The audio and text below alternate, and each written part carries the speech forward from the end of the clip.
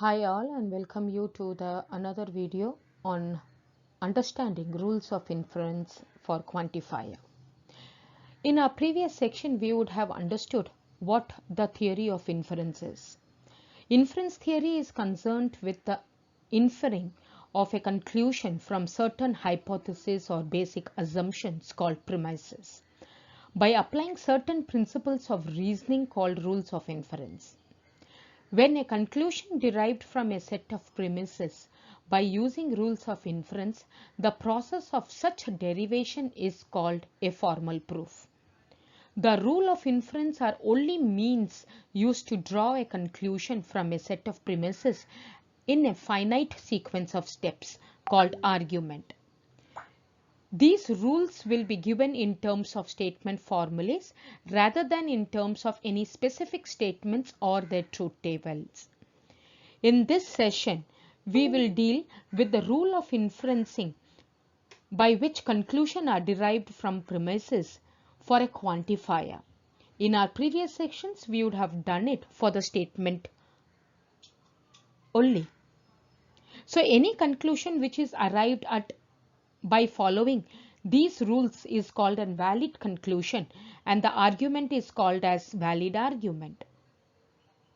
The actual truth values of the premises and that of the conclusion do not play any part in determination of the validity of the argument. However, if the premises are believed to be true and if proper rules of inference are used, then the conclusion may be expected to be true. So, let us just recall what is rules of inference in our statement problems we used previously. Before we give the frequently used rules of inference in the form of tautologies in a table, we state two basic rules of inference called rule P and rule T. If you remember, rule P is a premises that is been introduced at any step in the derivation. And rule T is nothing but a formula, for example, named as S, that could be introduced in the derivation. And if the formula S is tautologically implied by one or more preceding formulas in the derivation. So you would have also understood and used. So now let us look into the inference theory of a predicate calculus. So derivation of formal proof in predicate calculus were done mostly in the same way as we did in statement calculus in our previous sessions. That is, we used our implications and equivalence laws, provided that the statement formulas are replaced by the predicate formulas. Also, the three basic rules of P, rule of T and rule of CP of inference theories are used in statement calculus can also be actually used here in predicate calculus. Moreover, the indirect method of proof can also be used in the predicate calculus.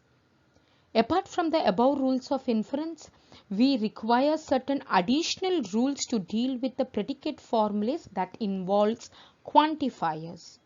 If it becomes necessary to eliminate quantifiers during the course of derivation, we require two rules of specification called as US and ES rules. Once the quantifiers are eliminated, the derivation is similar to that of statement calculus. If it becomes necessary to quantify the desired conclusion, we require the two rules of generalization called as the rule EG and the rule UG. So here in the table you would see the rule universal specification, the rule existential specification, the rule universal generalization and the rule existential generalization and how the inferences are be drawn. Let me now explain to you these rules in details. So now let me discuss what rule of universal specification actually is. The universal specification is the rule of inference which states that one can conclude that PC is true if for all x P of x is true, where C is the arbitrary member of the universe of discourse. This rule is called the universal instantiation also. So universal specification is actually nothing but for every x p of x, if it exists, then it is true for some specific value of c. For example, if I have to relate it, all cats are cute and Tommy is a cat, will actually conclude that Tommy is cute. So I am taking a universal state and I am specifying it to one case. So this is nothing but the rule US. Then how about the rule existential specification? So let us see how rule of existential specification is being defined. So when I talk about the rule existential specification, it is the rule which allows us to conclude that P of C is true. So if there exists an x P of x which is true, where C is not an arbitrary member of the universe but one for which P of C is true. Usually we will not know what C is but know that it exists. Since it exists, we may call it as C. So this rule is called existential instantiation also. So the conclusion here would be nothing but P of C. So you would now be very clear that if there is some value that makes it true, then it is true for some specific value also, right? So now let us now try to understand that what is the rule of generalization is. So now what is rule of UG, that is universal generalization? So the rule universal generalization states that for every x P of x is true if P of C is true, where C is an arbitrary member, not a specific member of the universe of discourse. For example, if I have to be clear, P of C for an arbitrary C will actually conclude for every x P of x. That means from the domain, some C we choose from the universe, then if it is true, then no matter which value we choose will imply it's true for all value of the domain. So now let us just try to understand what is rule EG is. The rule EG is nothing but existential generalization. So existential generalization is used to conclude that there exists x P of x which is true when P of C is true, where C is the particular member of universe of discourse. That implies that if P of C is true for some element of T, C, then you can conclude that there exists x for P of x. That is, if P of x is true for some element of C, then we can say that there exists some element of x such that P of x is true. So with this understanding, now we may get into our problem solving. So now let us look into the problems on quantifiers. The first question, construct a valid argument to show that Tommy has 4 legs is a consequence of the premises every dog has 4 legs and Tommy is a dog. So when you read the statement, you have to be very mindful of understanding whether there are any quantifiers existing. For example, all, few, every, some. But here we are observing that there is a word called every connected to the predicate. So now with this understanding, you can now consider your propositional functions. So let us consider every dog has 4 legs, right? So first let us consider that X is a dog. So X is a dog. So I name this propositional function as d of X. And next, has 4 legs.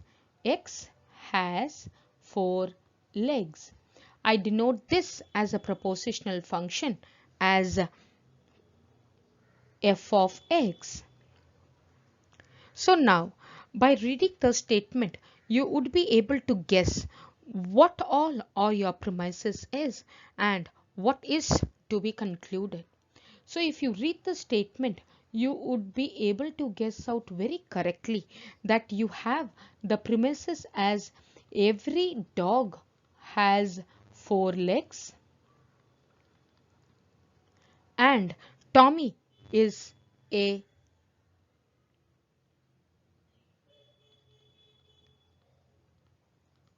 dog.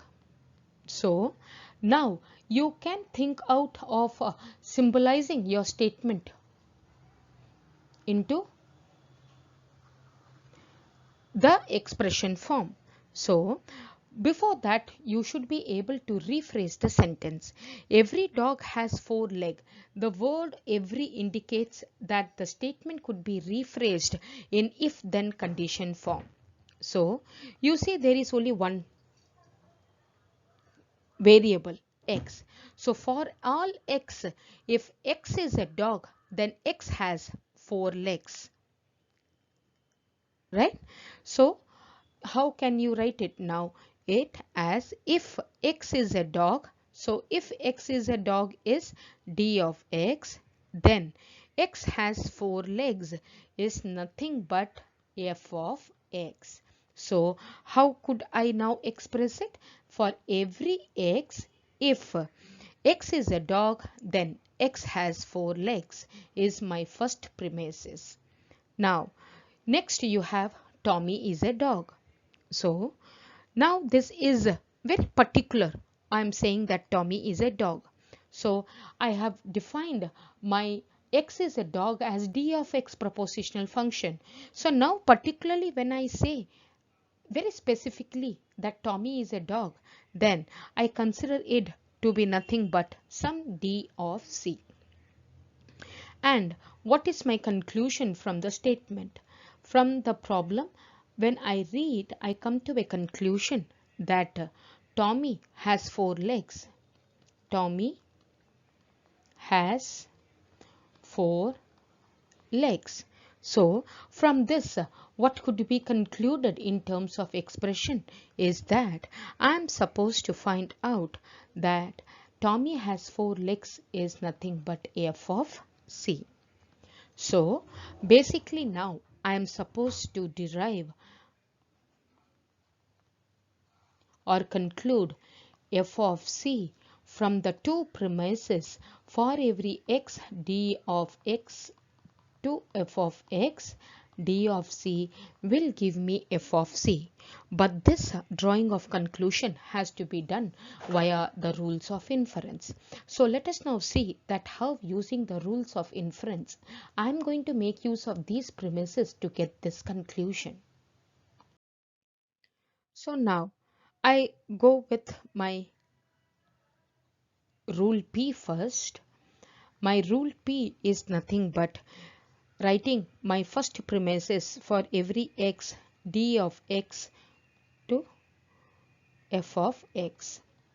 So as it is very well known that I cannot go with applying any of the rules of inferences unless and until it is been converted into a specific statement or a statement where I can just bluntly use my other rules of implication or equivalence or modus tollens or modus ponens. So for that I now applied my universal specification rule to my equation 1. When I do that, it becomes d of C to f of C. That means if d of C, then f of C. Now I again apply my rule P where I introduce my d of C.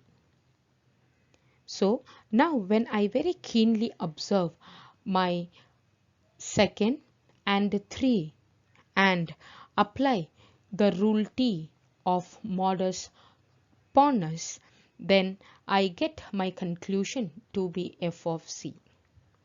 So it is evident that the argument is valid via the rules of inference. So now let us look into another example to understand the rules of inference in detail.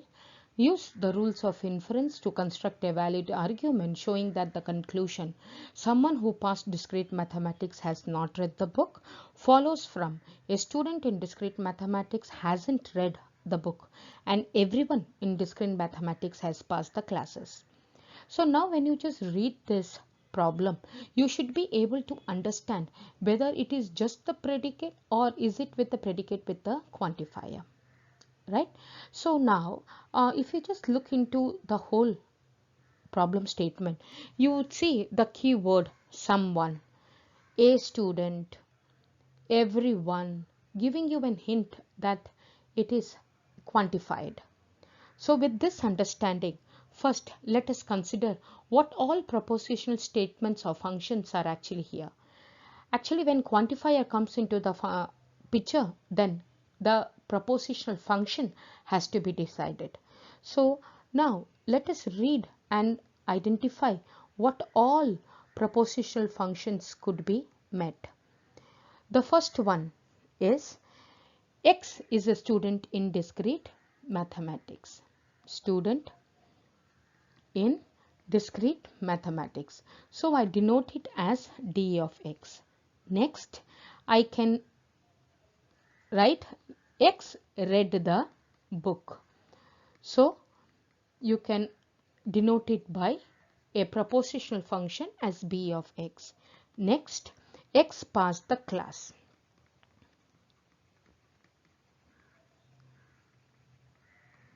Right? So it is p of x. So with this propositional function, you can very well now guess out your premises. So now to guess out your premises, you should be able to identify which premises are being given. So here the first premises is a student in discrete mathematics hasn't read the book. The word a student indicates that there exists at least one student in discrete mathematics who hasn't read the book. So there exist has to be now rephrased as a statement in a simple form with the connective and. That is, there exists a student X in discrete mathematics and has not read the book. So the first premises could be symbolized as there exists X, d of X and negation b of X. Now read the next statement. Everyone in discrete mathematics has passed the class. The word everyone indicates that the statement could be rephrased as a conditional statement. That is, for every X is a student in discrete mathematics, then X has passed the class.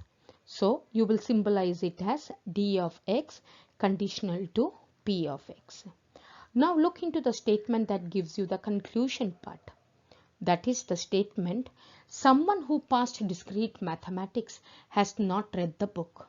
So someone is nothing but there is at least one student in discrete mathematics and that student has not passed the has not read the book. So you can symbolize it, there exists X, p of X and negation b of X.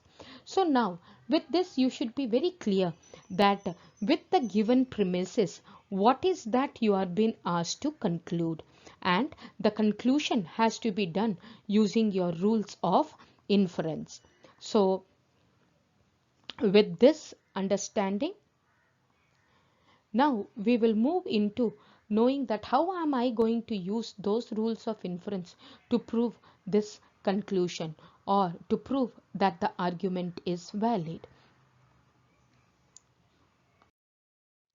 So now using the rule of inferences, let us now prove the argument is valid or not. So first I start with introducing my premises rule P as there exists x d of x and negation b of x. So here to my first I can say that it is an existential generalized form. But if I have to use my rules of inference in further, then I have to convert it into specification. So now I make use of the rule ES, that is existential specification, and my 1 becomes D of C and negation B of C. So now I am using my simplification rule, my rule T, that is simplification rule, where I am splitting up my equation 2 as D of C comma negation B of C. Next, I include my next premises as rule P as for every x, D of x conditional to P of x. Now here it is to be observed that my fourth serial number is universally generalized, but I cannot further move with of any of my rules of inferences unless and until I convert it to a specific. So I use my rule US here to convert it into specific as D of C conditional to P of C. Now when you keenly observe, you would see that 5, 3 using the rule of modus ponens, that is rule T modus ponens, you would see that it gives you a conclusion as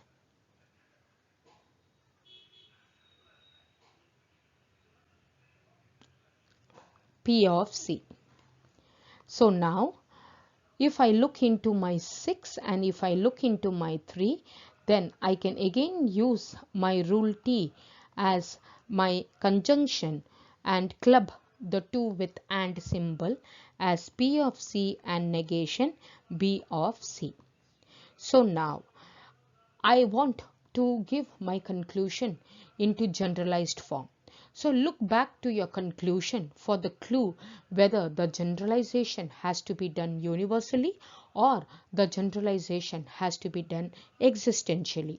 So you would observe that the conclusion that you have written is there exists X. So I am bound to use my rule to be existential generalization and come to the conclusion. So therefore I get there exists X such that P of X and negation B of X. So it is true for some X. So this is the conclusion for the problem. Thank you students for your patience hearing. Hope you would have understood the concept of rules of inference for quantifiers.